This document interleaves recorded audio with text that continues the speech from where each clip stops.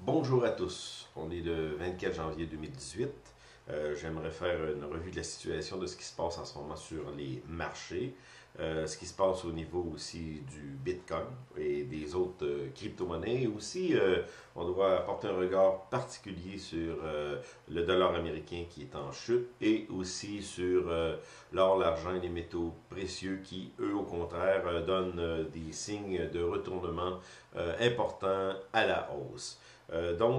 Pour vous donner peut-être un portrait de la situation, le dollar américain avait décroché, ça fait pas très très longtemps, mais là on poursuit une chute vers la baisse et puis c'est assez important ce qu'on vient de subir comme correction parce qu'on vient de passer le cap des 90 points à la baisse. On est rendu en bas de 90, donc c'est 89, je pense qu'en ce moment 89,30.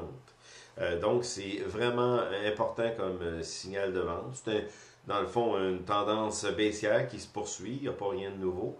Mais ce que ça crée, c'est que les grands mouvements font en sorte qu'on sort des capitaux des dollars américains. On va se réfugier dans d'autres monnaies qui sont le dollar canadien, le yen, le won, la livre sterling, etc. Et aussi, on va se réfugier dans la valeur refuge par excellence, qui est l'or, l'argent, mais surtout l'or, parce que l'argent, ça se trouve être le petit cousin de l'or, et lorsque l'or monte, l'argent, excusez, l'argent aussi va donner ses soubresauts. Au niveau du Bitcoin, on a eu une bonne correction. On est rendu à 11 000. Je pense ce matin, on va aller voir les graphiques. On parle du Bitcoin et les autres crypto-monnaies. Et les bons du trésor continuent à descendre, continuent une tendance à la baisse. Cependant, c'est pas évident comme le dollar américain ce matin. Donc, on va commencer à regarder ça maintenant.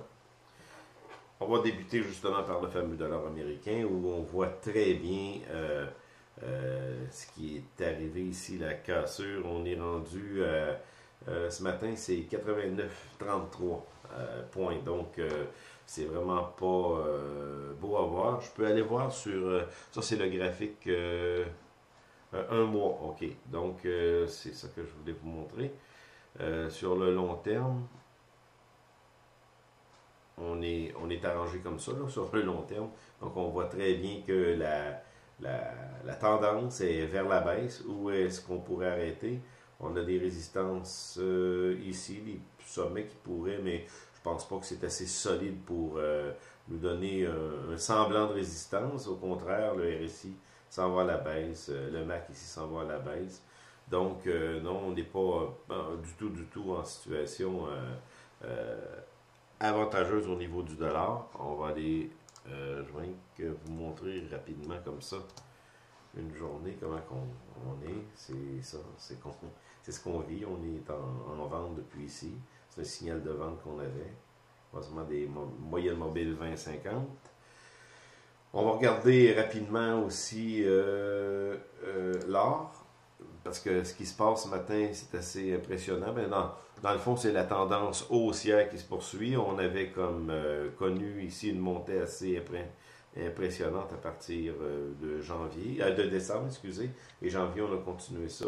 Des petits semblants de correction, mais on est en tendance haussière, on est en position achat en ce moment. Donc, et puis c'est un peu comprenable parce que le dollar américain s'écroule, donc l'or monte lorsque le dollar s'écroule. D'ailleurs, c'est comme ça sur toutes les devises. Je vais aller vous montrer justement les différentes devises.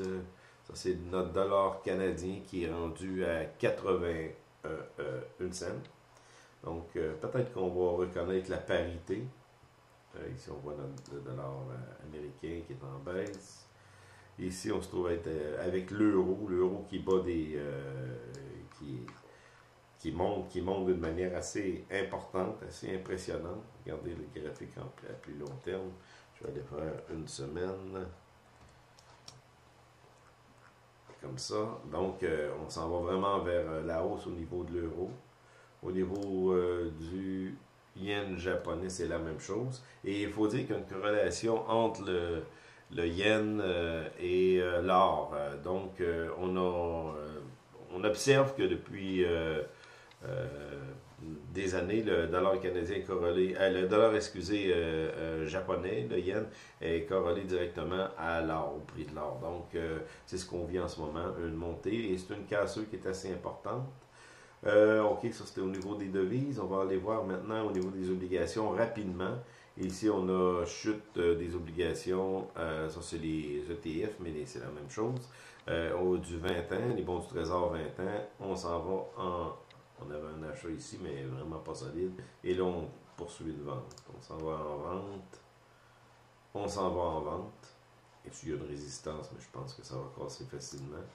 On s'en va en vente. Ici, c'est moins évident, mais on est sur le monter le TF. OK, fait c'est ça, on est en vente à ce niveau-là. On va aller voir rapidement les indices, parce que je voudrais revenir tout à l'heure plus précisément sur ce qui se passe au niveau des fameux indices. Ça, c'est ce que je voulais vous parler, parce qu'on vit vraiment une effervescence qu'on n'a jamais vécue dans toute l'histoire des bourses.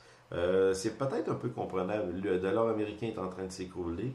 Donc, on a peur. La crainte fait en sorte qu'on embarque dans n'importe quoi. Et le marché, qui était déjà en euphorie, continue à être plus euphorique que ce qu'on n'a jamais vu. Et ce qui est très, très préoccupant ici, regardez, c'est le RSI. Le RSI, c'est un indicateur qu'on sert vraiment souvent pour savoir où en est le marché. On casse des tendances sur le RSI et ça nous donne des signaux de revirement, d'achat, de vente. Et là, on est au niveau de la semaine, RSI semaine, RSI jour, c'est la même chose. Tout est défoncé et vraiment défoncé, pas à peu près. Au niveau du Dow Jones, c'est la même chose. Et il faut préciser qu'on monte encore ce matin. Jusqu'où le marché va monter. C'est une montée qui est parabolique. C'est la montée la plus dangereuse. D'ailleurs, dernièrement, le Bitcoin, c'est ce qu'on a connu. Une montée parabolique et ça s'est effondré assez rapidement. Donc, on est en train de connaître une montée parabolique des principaux indices au niveau surtout aux États-Unis, même si les autres indices, je pense que sur le Nikkei, oui, on avait monté pas mal, l'Ansan, parabolique encore. Donc, sur le... on va aller voir le DAX. Non, le DAX, c'est pas encore une montée. Mais au niveau des indices américains, surtout, c'est parabolique. On a sans arrêt une montée. Vous pouvez le voir ici, là, depuis l'élection de Donald Trump. On avait eu un signal d'achat. À peu près ici. On avait dépassé, c'était à peu près ici. Là. On va le voir au mois de novembre. C'est ça, on avait eu un signal d'achat avant, mais on a connu une montée vraiment là, sans presque aucune correction majeure et surtout à partir du mois de septembre, regardez ça, aucune correction et on poursuit de monter et là c'est l'euphorie. Les dernières semaines, c'est janvier, un peu décembre aussi, c'est l'euphorie totale. C'est très dangereux être dans un marché en euphorie parce qu'on on n'a plus de repères, on achète sans même réfléchir. Et lorsqu'on est rendu comme ça, et surtout le sentiment des investisseurs est absolument positif, il n'y a pas de négatif dans rien. Donc c'est la situation la plus dangereuse et explosive qui existe en ce moment, qui pourrait amener le marché à corriger vraiment, vraiment solide ou encore connaître un crash. Mais peu importe ce qui va arriver, c'est qu'il va arriver quelque chose. Donc, parce qu'on ne peut pas monter indéfiniment. Donc, c'est la raison pour laquelle l'or commence à prendre des couleurs, parce qu'on a peur, l'or ben, il y a deux raisons, plus que deux raisons, mais il y en a deux que je vais vous citer. La raison pour laquelle on se tourne vers l'or, parce que c'est une monnaie refuge, le dollar américain crash. Il y a aussi la peur, le fait que on connaît des effervescences paraboliques comme on n'a jamais connu. Et il y a une autre raison aussi, c'est les bons du Trésor qui sont eux aussi en descente. Donc, ça nous prend quelque chose de refuge. Les crypto-monnaies, oui, ont donné une solide leçon à un peu tout le monde, un peu les gouvernements mondiaux, en donnant des sueurs froides, parce qu'on a connu des montées absolument excessives, surtout dans les... J'ai ici le Bitcoin, le fameux Bitcoin. Mais pour dire, est-ce que ça va continuer, les crypto-monnaies?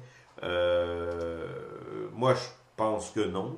Ce que je crois tout simplement, c'est que les crypto-monnaies ont fini l'euphorie, le temps d'euphorie, même si aujourd'hui le Bitcoin, on connaît une petite montée, là. Il n'y a rien qui peut me convaincre que ça peut changer. Oui, ça peut monter encore, c'est pas ça que je dis, mais qu'on pourrait revoir des sommets plus hauts que celui de presque 20 000 dollars. Cependant, il y a une chose que je me dis.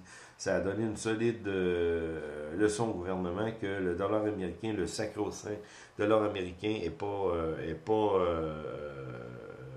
la référence que tout le monde souhaite avoir. On est dans une situation où on a tellement de dettes, les dettes de tous les pays, y compris la dette américaine est extrêmement haute.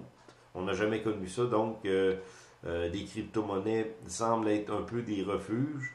Mais l'affaire refuge par excellence, c'est l'or. Ça a toujours été ça depuis des millénaires. C'est ça qu'on voit en ce moment. Il semble y avoir vraiment une cassure aujourd'hui. Je vais aller voir ça pour terminer, là. Mais au niveau des crypto-monnaies, ce que je veux dire, c'est que je ne crois pas que la blockchain, tout ça, c'est terminé, qu'on ne verra plus jamais ça. C'est la même chose, je le répète, qu'en 2000. On a connu une poussée extraordinaire sur le Nasdaq, surtout, sur les autres indices aussi. Mais la folie des technos, c'est confirmé. Aujourd'hui, on vit ça, cet engouement pour Internet. Toutes nos transactions sont par Internet. On achète par Internet. Ce qui avait été prévu par le marché, ce qui nous disait une couple d'années à l'avance, c'est ce qui est arrivé. Aujourd'hui, on le vit pleinement. Ça va être la même chose au niveau des crypto-monnaies. Je pense vraiment que la blockchain, c'est vraiment bien fait. Puis un jour, on va bénéficier de ça, avoir des transactions, puis même il y a certains gouvernements, dont le Canada aussi, commence à parler qu'ils pourraient peut-être utiliser cette technologie-là. C'est sûr que les gouvernements vont s'en mêler par contre, ils vont réguler. Mais ça pourrait arriver dans une couple d'années. Que cette technologie perdure mais dans l'engouement actuel, je pense que c'est terminé. Au niveau boursier, au niveau investissement, d'un, c'était pas un investissement. De deux, c'était même pas une monnaie, le Bitcoin, je parle. Là.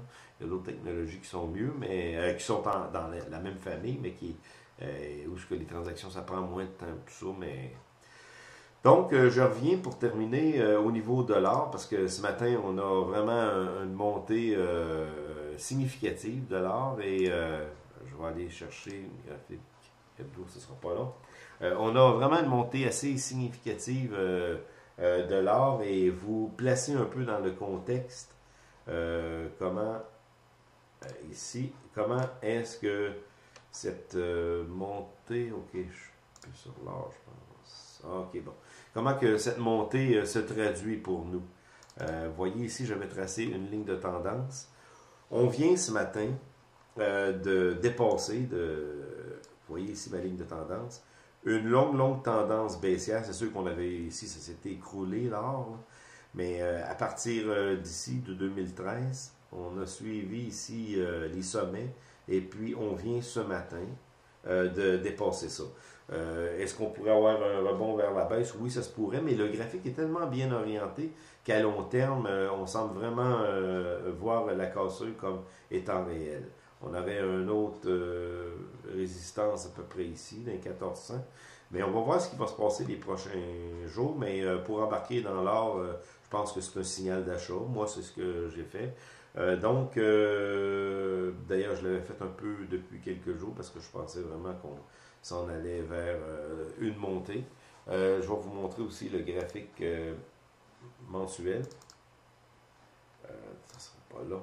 Ça se trouve être le graphique, bon, je ne mettrai pas. Rien pour vous montrer les indicateurs au niveau du RSI. Ça s'en va à la hausse, on va dépasser notre 50. Au niveau du MAC, c'est pareil.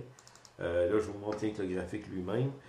Où est-ce qu'on voit ce matin, depuis une couple de jours, là, la force d'achat ici. Donc, si on le voit en plus long terme, on n'a peut-être pas encore la confirmation d'une cassure forte, mais on va voir dans les prochains jours. Moi, j'anticipe que le marché va continuer sa course vers peut-être les 14 ou peut-être plus, mais je vois ça vraiment d'un bon oeil. Surtout, je regarde les. Je vais vous montrer ça rapidement. C'est ici que j'ai mis ça. Oui. Les indices de l'or. Et je vois qu'on est comme en montée. Comme c'est là. Et que la montée va se poursuivre. On va aller chercher lui aussi, c'est ça. Donc, d'après moi, on a un signal de retournement.